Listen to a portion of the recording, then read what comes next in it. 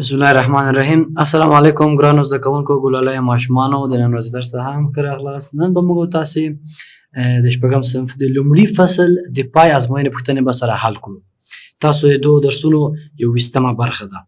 صحیح ده، راځئ چې ښه نو خپلې پوښتنې حل کړو. دلته ښه غوږ ورته ونیسئ چې کوم سوال درنه پاتې نه شي. صحیح ده. ښه، تاسو په کتاب کې په زیاتره کتابو کې دا پوښتنې نشته، خو اصل کې موږ تاسې باید د هر فصل د هر څپرکي په پای کې دا پوښتنې موږ تاسو سره حل کړو. نو تاسو هر سوال چې ما دلته حلوئ ځان سره یې ولیکئ، بیا په کور کې وروسته بیا له سره حل کړئ. صحیح خبره ده.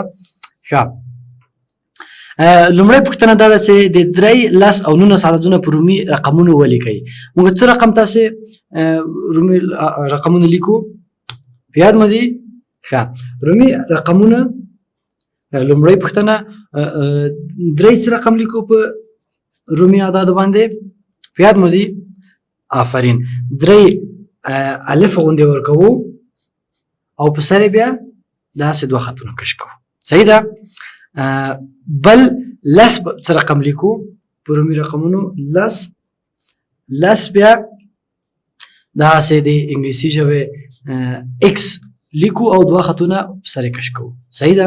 او 19 رقم لیکو. 19 بیا همداسې 10 ورسره لیکو او څنګ ته بیا د 9 عدد لیکو. اول 10 لیکو. صحیح ده. 10 مو چې ولیکه، بیا د څنګ ته د 9 رقم چې هغه 1 او 9 دی لیکو. صحیح ده. مشکل نشته. ښه، ډېر ښه.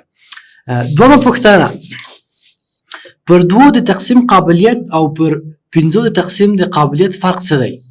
د 2 د تقسیم قابلیت او د 5 د تقسیم قابلیت مو په یاد دی؟ کومه نه ده په یاد؟ وایي د 2 د تقسیم قابلیت داسې و چې که چیرې موږ تاسې یو عدد په نظر کې ونیسو چې دغه لومړی رقم یا به صفري او یا به جفت عدد دي، هغه بیا وروسته په 2 باندې د قابلیت د تقسیم لري. څو 2 شرطونه لري. صحیح ده. 2 شرطونه لري د 2 د تقسیم قابلیت. یو باید چې لومړی رقم مو صفر وي، او دویم چې لومړی رقم مو جفت وي. د 5 د تقسیم قابلیت څه رقم ده؟ 5 د تقسیم قابلیت هم 2 شرط لري. اول شرط دا ده چې لومړی رقم به صفر وي او یا لومړی رقم 15 وي. صحیح ده. مثال به ورکو. که چیرې موږ تاسې 2 لپاره مثال ورکو، دلته ولیکئ چې 5240 لومړی رقم صفر دی، نو اوسئ د په 2 باندې د ویشلو وړ دی. یو بل مثال به مو ولیکو 4928 لومړی رقم جفت دی، په 2 د قابلیت تقسیم لري. اوسئ ده. د 5 لپاره به مو 2 مثال ولیکو.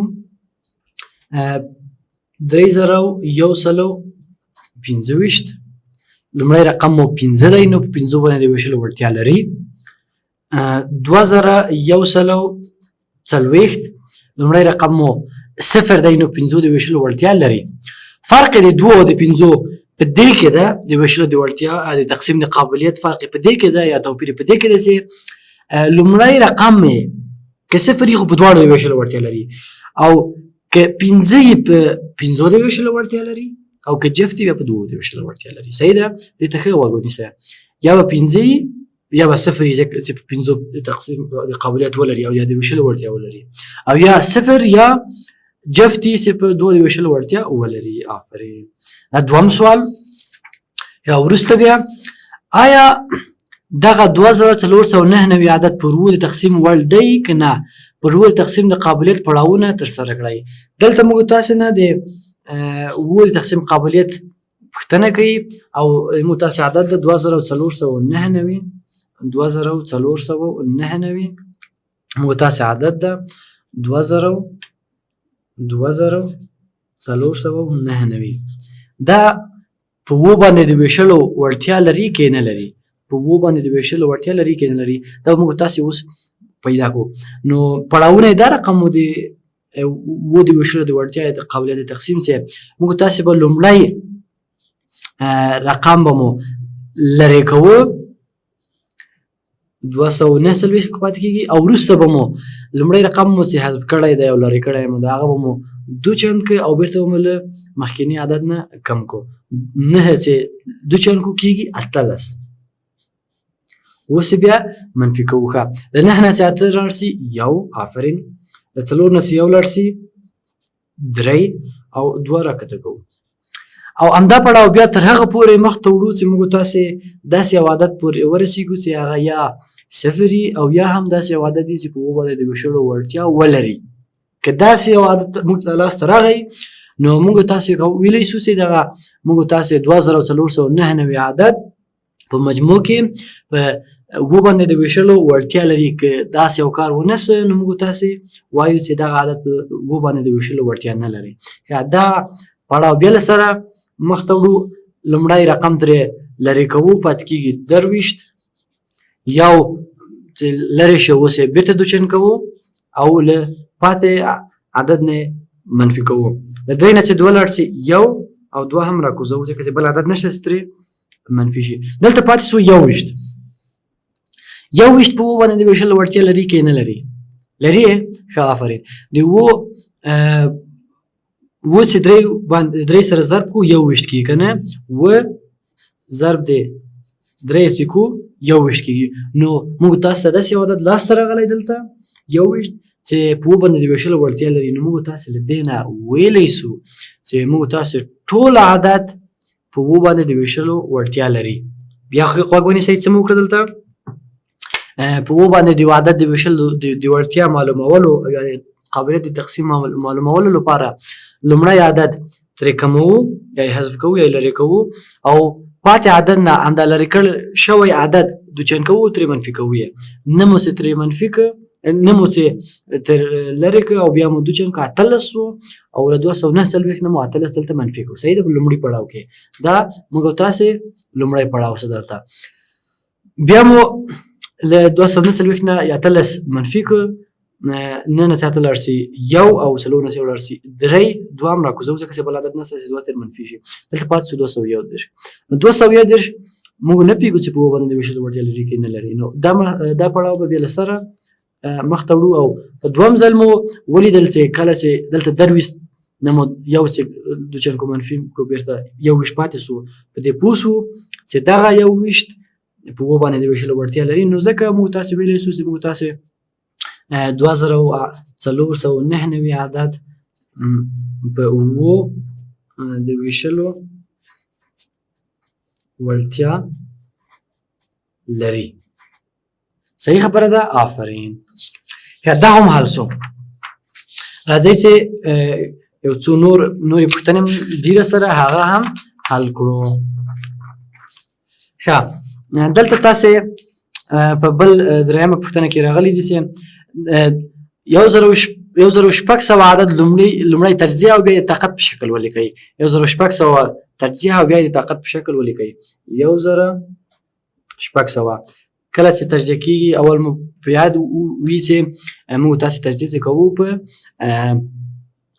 اولي عددو باندې تجزیه کوو صحیح ده له 2 نه شروع کوو 8 2 14 2 صفر راکوزوو بیا په 2 تقسیموو 4 2 8 2 صفر راکوزوو بیا په 2 باندې 200 بیا په 2 باندې 100 او په 2 باندې 50 وروسته بیا په 2 باندې 25 وروسته بیا په 2 باندې د ویشلو وړتیا نه لري 25 په 3 هم نه کېږي ځکه چې 2 15 ودي او په نه د ویشلو وړتیا په 3 د ویشلو وړتیا نه لري ځکه په 15 نه ګټه اخلو 15 تقسیم 15 15 او 15 تقسیم 15 یو ښه دا مو تجزیه کړ کنه په دې کې هیڅ مشکل نشته اوس موږ تاسې دا باید په طاقت په شکل ولیکو څو دانې 2 لرو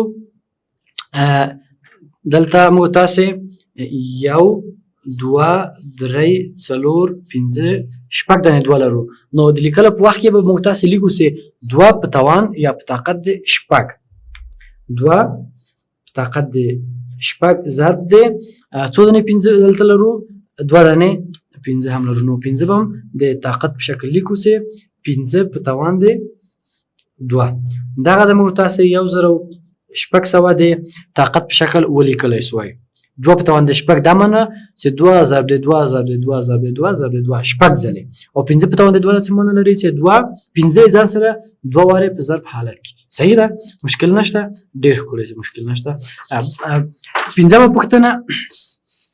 پنځمه پوښتنه کې راغلی دی چې د 9 په توان د 3 طاقت د ضرب د حاصل په شکل ولیکئ او حاصل یې پیدا کړئ. پنځمه پوښتنه 9 په توان د 3 د ضرب په شکل ولیکئ. 9 ضرب د 9 دا مو د ضرب په شکل ولیکو. اوس به موږ تاسې حاصل هم پیدا کوو. 9 ضرب د 9 څو کېږي؟ 1 بیا ضرب د 9 څو کېږي؟ 9 ضرب د 1 9 9 ضرب د 8 22 990. آفرین ډېر ښکلی. او پاتې شپږمه پوښتنه هم ما سره ولولئ. پوښتنه داسې ده چې 4 ځوابونه لري. له دې ډلې څخه یو صحیح له هغه کرښه تاو کړئ. 4 پوښتنې دي دلته 4 ځوابونه لري. دا پوښتنه موږ تاسې باید یو صحیح ځواب پکې پیدا کړو. د یویز رقم یې ښه د هغه عددونه په 4 تقسیم وړ دي. دلته موږ تاسې د 4 تقسیم د 4 د ویشلو د وړتیا او د قابلیت تقسیم په اړه غږیږو. نو دلته ویلي دي چې هغه عددونه په 4 تقسیم وړ دي. الف یویز رقم یې 2 او یا شپږ وي. 2 او یا شپږ وي. داسې کوم د تقسیم قابلیت تاسې لوستلی و چې یویز رقم یې 2 او شپږ نه. او د لسیز رقم یې طاق وي. ب د یویز رقم یې 5 وي. جیم په یو وخت پر 2 او 3 پوره تقسیم د تقسیم وړ وي. دال یو هم نه. نو کومې ده؟ جیم خو بیخي نه ده. ولې؟ ځکه چې پر 2 او 3 تقسیم وړ هغه وخت هغه عدد همزمان په 2 او 3 د ویشل وړ دي چې هغه شپږ ده. صحیح ده. یویز رقم یې 5 وي نه هغه د 5 د قابلیت تقسیم ده. الف کې تاسې وګورئ یویز رقم یې 2 او یا شپږ 2 او یا شپږ او لسیز رقم یې طاق وي. اوس مثلا تاسې 14 په نظر کې ونیسئ. 14 په 4 رقم تقسیم قابلیت لري و 12 لري و. ښه یو بل مثلا په نظر کې ونیسئ 22 لري او 14 په 4 د ویشلو وړتیا لري. هو دا عمومي قابلیت تقسیم د 4 نه ده خو دغه کېدلی شي موږ تاسې صحیح ځواب یې. نو موږ تاسې ځواب دلته الف دی. یا داسې د نن ورځې درس مو زده کړی وي نو څه پوښتنې که لرئ موږ ته یې راواستوئ. اوس فعلا د الله په امان.